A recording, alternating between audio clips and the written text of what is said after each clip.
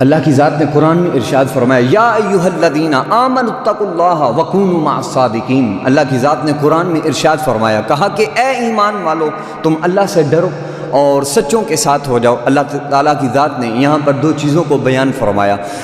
ایک تو یہ ہے کہ تم تقوی کو اختیار کرو، اور تقوی کی تعریف ہی یہی ہے کہ انسان اپنے جسم کو گناہوں کی آلودگی سے ملوث ہونے سے بچا لے، اور پھر کہا کہ وَكُونُوا مَعَ الصَّادِقِينَ، اور سچے لوگوں کے ساتھ ہو جاؤ۔ تو اب اس آیت کریمہ میں اللہ تبارک و تعالیٰ کی ذات نے نیک لوگوں کے دامن کو پکڑنے کا حکم ارشاد فرمایا۔ ایک دن حضور علیہ الصلوۃ والسلام تشریف فرما تھے، صحابہ کرام کو ارشاد فرمایا، کہا کہ صحابہ تمہیں اللہ کے ولیوں کی علامت نہ بتاؤں؟ تو صحابہ کرام علیہم الرضوان نے حضور کی بارگاہ میں عرض کی، کہا قالوا بلا یا رسول اللہ، حضور بتائیے نا۔ حضور نے فرمایا قال خیارکم الذین اذا رأوا ذکر اللہ، کہا کہ صحابہ جس کے چہرے کو دیکھ کے رب یاد آ جائے وہ اللہ کا ولی ہے۔ تو حضور جان رحمت علیہ الصلوۃ والسلام نے اللہ کے ولی کی علامت کو بیان فرمایا۔ اور اسی طرح حضرت امام ابن نجیم مصری علیہ الرحمہ نے بڑی خوبصورت بات کو بیان فرمایا، صاحب بحر الرائق نے اس بات کو نقل کیا۔ آپ فرماتے ہیں اللہ کا ولی وہ ہے جو اپنے نفس کا دشمن ہو اور اپنے نفس کی پیروی کرنے والا نہ ہو، بلکہ اپنے نفس کو مار دے، وہی اللہ کا ولی ہے۔ اور اسی طرح صاحب کشف الاسرار نے بیان فرمایا، فرماتے ہیں کہ اللہ کا ولی وہ ہے جس کا ظاہر انوار شریعت سے آراستہ ہو اور اس کا باطن انوار فقر سے پیراستہ ہو، فرمایا وہ اللہ کا ولی ہے۔ اور اسی طرح تفسیر حسینی میں آتا ہے اللہ کا ولی تو وہ ہے جس کی محبت بھی اللہ کے لیے ہو۔ حضرت شیخ ابو المفاخر علیہ الرحمہ نے بڑی خوبصورت بات کو بیان فرمایا۔ آپ فرماتے ہیں اللہ کا ولی وہ ہے جو اپنے حال میں فانی ہو اور اپنے رب کے مشاہدے میں باقی ہو، فرمایا وہ اللہ کا ولی ہے۔ اور اسی طرح حضرت جنید بغدادی رضی اللہ تعالی عنہ آپ سے پوچھا گیا، کہا کہ حضور بتائیے اللہ کا ولی کون ہے؟ تو آپ نے ارشاد فرمایا اللہ کا ولی وہ ہے جسے قطعاً کسی کا نہ خوف ہو نہ ڈر ہو، فرمایا وہ اللہ کا ولی ہے۔ اور حضرت سیدنا بایزید بستامی علیہ الرحمہ بیان کرتے ہیں، آپ فرماتے ہیں کہ اللہ کا ولی وہ ہے جو اپنے نفس کا تابع فرمانا ہو اور صبر و تحمل سے اللہ کے حکموں کی تعمیل کرے، وہ اللہ کا ولی ہے۔ حضرت امام غزالی علیہ الرحمہ فرماتے ہیں حضور جان رحمت علیہ الصلوۃ والسلام نے ارشاد فرمایا جو شخص اللہ سے ڈرتا ہے، فرمایا کہ پھر پوری مخلوق اس سے ڈرتی ہے، فرمایا جو اللہ سے نہیں ڈرتا پھر پوری مخلوق اس کو ڈراتی ہے۔ حضرت شیخ سعد الدین شیرازی علیہ الرحمہ نے بڑی خوبصورت بات کو نقل فرمایا۔ آپ فرماتے ہیں تو از حکم داور گردن نی پیچ نہ پیچت سے حکم تو گردن ہیچ، اے بندے تو اپنی گردن کو اللہ کی رضا کے لیے جھکا دے، پوری مخلوق تیری غلام ہو جائے گی۔ تو دور حاضر میں جعلی پیر طرح طرح کے امور سر انجام دیتے ہیں، اور اسی طرح وہ نماز کو نہ پڑھنا شریعت کا حصہ قرار دیتے ہیں، اور اسی طرح اکثر دیکھا جائے تو بعض لوگ ولایت اسی کو سمجھتے ہیں، تصوف اسی کو سمجھتے ہیں، لیکن نماز ایسی چیز ہے جو فرض ہے اور وہ اس کو پڑھتے ہی نہیں۔ حضرت شیخ سعد الدین شیرازی علیہ الرحمہ نے فرمایا، آپ فرماتے ہیں خلاف پیغمبر کا صحرا گزید کہ ہرگز نخواہت ببندر رسید۔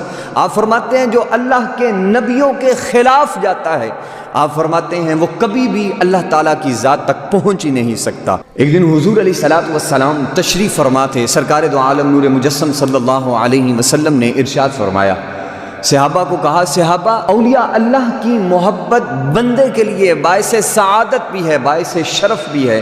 حضرت ابو ہریرہ رضی اللہ تعالیٰ عنہ بیان کرتے ہیں، ان ابی ہریرہ رضی اللہ تعالیٰ عنہ قال قال رسول اللہ صلی اللہ علیہ وسلم ان اللہ تعالیٰ قال من عاد لی ولیا فقد اذنتہ بالحرب۔ حضور علیہ الصلوۃ والسلام نے ارشاد فرمایا کہ بے شک رب ذوالجلال کی ذات فرماتی ہے کہ جس بندے نے میرے بندے کے ساتھ بغاوت کی اور عداوت رکھی، فرمایا اللہ کی ذات کہتی ہے میں رب ہو کے اس سے اعلان جنگ کرتا ہوں۔ تو ہے کوئی ایسا بندہ جو رب ذوالجلال سے جنگ کرے؟ ہے کوئی ایسا بندہ؟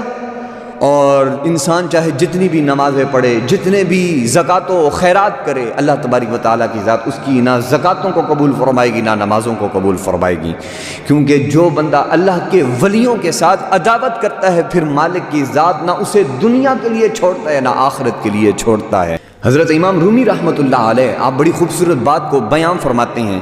آپ فرماتے ہیں از خدا خواہیم توفیق ادب، خدا خواہیم توفیق ادب، بے ادب محروم ماند از فضل رب۔ فرماتا ہے کہ اللہ سے ادب کی توفیق چاہتا ہوں، فرمایا جو بے ادب ہوتا ہے وہ اللہ کے فضل سے ہی محروم ہو جاتا ہے۔ تو حضرت عارف کھڑی علیہ الرحمہ نے بڑی خوبصورت بات کو بیان فرمایا۔ آپ کہتے ہیں بے ادبا مقصود نہ حاصل نہ درگاہ ڈھوئی، بانج ادب دے منزل تکر پہنچ نہ سکیا کوئی۔ حضرت شیخ الاسلام ہروی علیہ الرحمہ نے اس بات کو بڑے خوبصورت انداز میں بیان فرمایا۔ آپ نے فرمایا جو اللہ کے ولی ہوتے ہیں اللہ نے ان کو بڑی عطائیں کی ہوتی ہیں، اور پھر ہی آپ نے خود ہی ارشاد فرمایا کہ جو اللہ کے ولی تک پہنچ گیا وہ اللہ کی ذات تک پہنچ گیا، اور فرمایا کہ جو اللہ کے ولی تک نہ پہنچا وہ اللہ کی ذات تک نہ پہنچا، اور فرمایا کہ جو اللہ کی ذات تک نہ پہنچا وہ اللہ کے ولی تک نہ پہنچا۔ حضرت سیدنا جنید بغدادی رضی اللہ تعالی عنہ بیان فرماتے ہیں، آپ کہتے ہیں من قعد ما هؤلاء القوم خالفهم في شيء مما يتحققون به نزع اللہ به منہ نور الایمان۔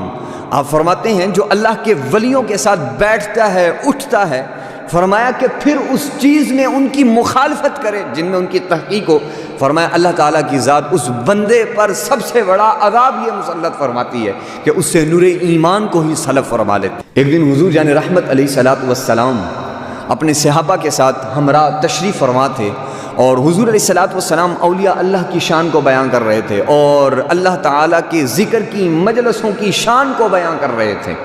تو حضرت جان رحمت علیہ الصلوۃ والسلام نے ارشاد فرمایا کہ صحابہ جب اللہ تبارک و تعالیٰ کی رحمت کے فرشتے آسمان سے زمین کی طرف آتے ہیں تو فرمایا کہ اب وہ دنیا میں تلاش کرتے ہیں کہاں پہ اللہ کے ذکر کی مجلس ہیں، وہاں پر وہ پہنچ جاتے ہیں۔ تو حضور علیہ الصلوۃ والسلام نے فرمایا جب وہ مجلس میں آتے ہیں اور پوری مجلس کو اپنے نورانی پروں سے ڈھانپ لیتے ہیں آسمان دنیا تک، اور پھر حضور نے ارشاد فرمایا کہا کہ جب وہ ڈھانپ لیتے ہیں مجلس ختم ہو جاتی ہے، اللہ کے حضور پہنچتے ہیں، اللہ تعالیٰ کی ذات فرماتی ہے اے میرے بندے بتاؤ کہاں سے آئے؟ حالانکہ حضور نے فرمایا رب کی ذات تو سب سے بہتر جاننے والی ہے، لیکن پھر بھی رب کی ذات ان سے پوچھتی ہے۔ اب وہ فرشتے عرض کرتے ہیں مالک دنیا میں تھے اور تیرے بندے تیرا ذکر کر رہے تھے۔ اب حضور علیہ الصلوۃ والسلام نے فرمایا رب ذوالجلال کی ذات پوچھتی ہے کیا میرے بندوں نے مجھے بتاؤ دیکھا ہے؟ صحابہ کرام علیہم الرضوان کو جب حضور نے یہ ارشاد فرمایا پھر خود ہی حضور نے فرمایا کہا کہ اے رب ذوالجلال کی ذات تیرے بندوں نے تجھے نہیں دیکھا ہے، اگر وہ تجھے دیکھ لیتے تو تیرا اتنا ذکر کرتے جس کا حساب ہی نہیں۔ تو اب اس کے بعد حضرت جان رحمت علیہ الصلوۃ والسلام نے ارشاد فرمایا تو رب ذوالجلال کی ذات فرماتی ہے کہتی ہے کہ اے میرے بندوں گواہ رہنا، میرے جتنے بھی بندے اس مجلس میں بیٹھے تھے میں نے تمام کی مغفرت فرما دی۔